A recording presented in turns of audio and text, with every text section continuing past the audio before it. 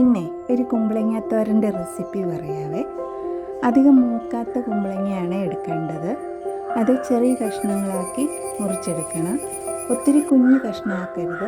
അതിനകത്ത് കുമ്പളങ്ങയ്ക്കകത്ത് നിറച്ചും വെള്ളമായതുകൊണ്ട് അത് നമ്മൾ തോരൻ വെച്ചെടുക്കുമ്പോൾ അത് കുഴഞ്ഞു പോകാനിടയുണ്ട്.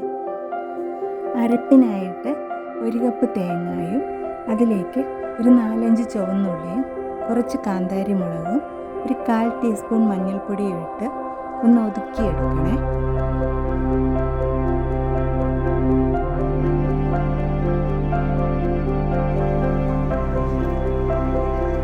ഒരു പാൻ അടുപ്പിൽ വെച്ച് ചൂടാകുമ്പോൾ നമുക്കതിലേക്ക് കുറച്ച് എണ്ണ ഒഴിച്ച് കൊടുക്കാം.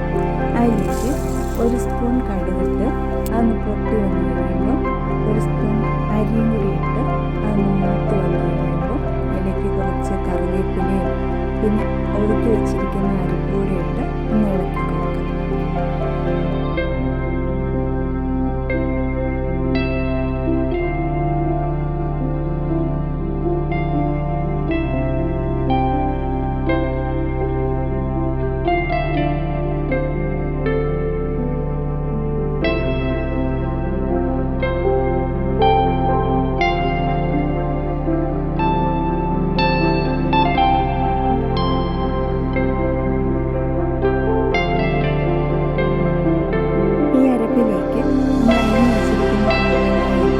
കുറച്ച് ഉപ്പും കൂടെ ചേർത്ത്